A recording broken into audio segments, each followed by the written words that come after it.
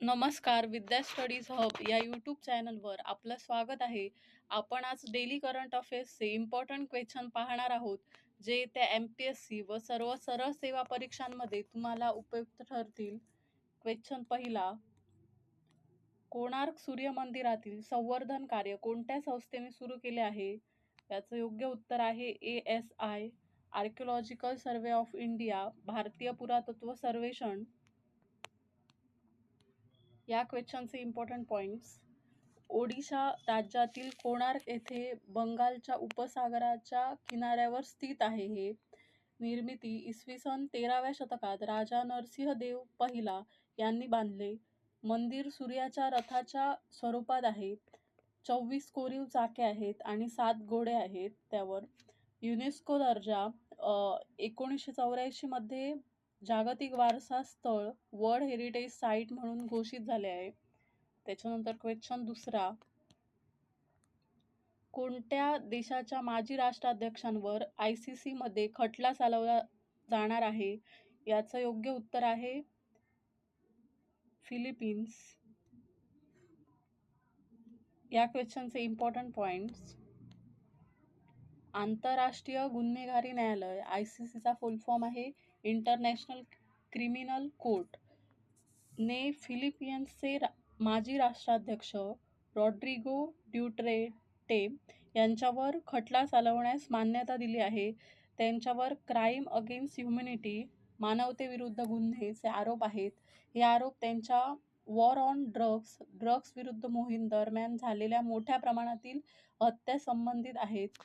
ते ICC मध्ये खटला चालणारे पहिले माजी आशियाई राष्ट्रप्रमुख मानले जातात. त्यानंतर क्वेश्चन तिसरा, 15 वर्षाखालील मुलांसाठी सोशल मीडिया बंदी कोणत्या देशाने घातली? तर याचं योग्य उत्तर आहे तुर्की. या क्वेश्चनचे इम्पॉर्टंट पॉईंट्स बघूया. ऑस्ट्रेलिया, फ्रान्स, युनायटेड किंगडम आणि अमेरिकाची काही राज्या या देशांमध्ये अल्पवयीनांसाठी सोशल मीडिया संबंधित कडक नियम मर्यादा लागू झाल्या आहेत. हा निर्णय digital safety laws, online safety regulation या नवीन ट्रेंडचा भाग आहे. त्यानंतर क्वेश्चन चौथा, त्याच्यानंतर महाराष्ट्रात एकल महिलांसाठी कोणती नवीन पावले उचलण्यात आली? याचं योग्य उत्तर आहे सामाजिक आर्थिक सर्वेक्षण. या क्वेश्चनचे इम्पॉर्टंट पॉईंट्स बघूया. महाराष्ट्र सरकारने एकल महिलांची स्थिती, म्हणजे जे विडो असतात, विधवा असतात किंवा ज्यांचं लग्न झालेलं नाही त्यांच्यासाठी स्थिती जाणून घेण्यासाठी राज्यभर सर्वेक्षण सुरू करण्याचा निर्णय घेतला आहे. या सर्वेक्षणाच्या आधारे एकल महिलांसाठी वेगळे वेलफेअर पॉलिसी तयार केले जाणार आहेत. महिलांना सेल्फ एम्प्लॉयमेंट, स्किल डेव्हलपमेंट आणि SHG सेल्फ हेल्प ग्रुपमध्ये जोडण्यावर सरकारचा भर आहे. नंतर क्वेश्चन पाचवा, 25 एप्रिल 2026 पासून आंध्र प्रदेश उच्च न्यायालयाच्या मुख्य न्यायाधीशपदी कोणाची नियुक्ती करण्यात आली आहे? याचे योग्य उत्तर आहे B, न्यायमूर्ती लिसा गिल यांची. या क्वेश्चनचे इम्पॉर्टंट पॉईंट्स बघा. न्यायमूर्ती लिसा गिल यांची मुख्य न्यायाधीश म्हणून नियुक्ती झाली. त्यांनी 25 एप्रिल 2026 पासून पदभार स्वीकारला. त्या आंध्र प्रदेश उच्च न्यायालयाच्या पहिल्या महिला मुख्य न्यायाधीश ठरल्या. त्या यापूर्वी पंजाब आणि हरियाणा उच्च न्यायालयाच्या न्यायाधीश होत्या आणि नंतर त्यांची बदली आंध्र प्रदेशमध्ये झाली.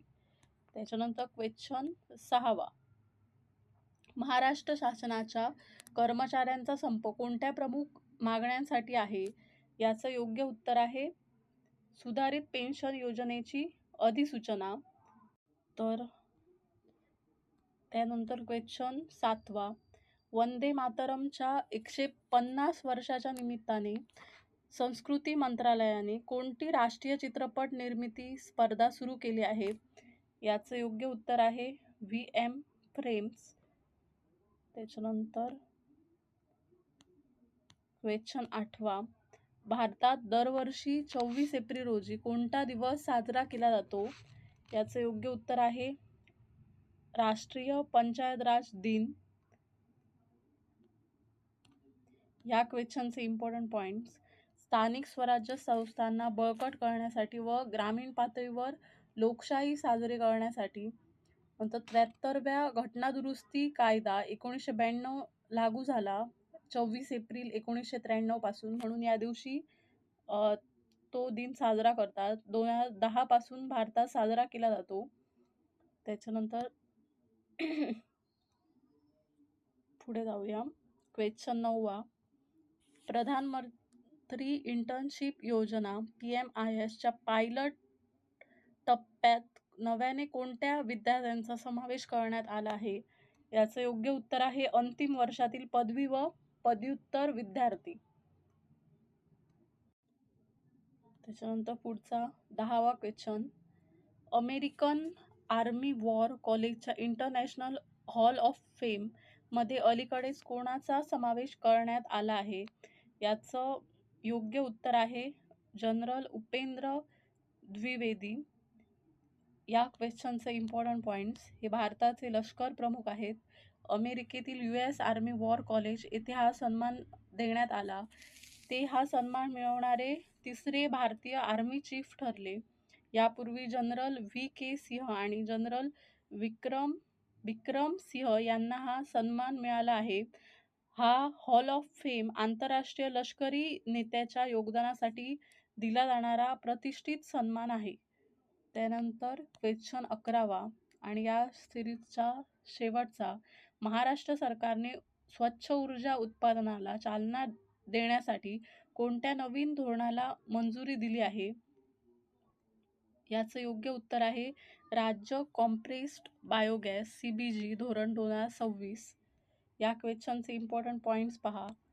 स्वच्छ ऊर्जा व कचरा व्यवस्थापनासाठी हे नवीन धोरण मंजूर 500 कोटीची तरतूद करण्यात आली आहे 2026-27 साठी.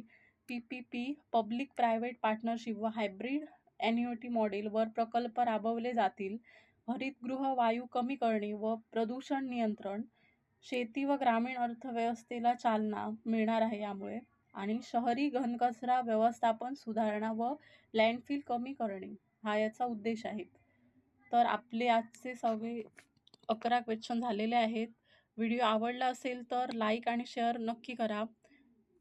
धन्यवाद.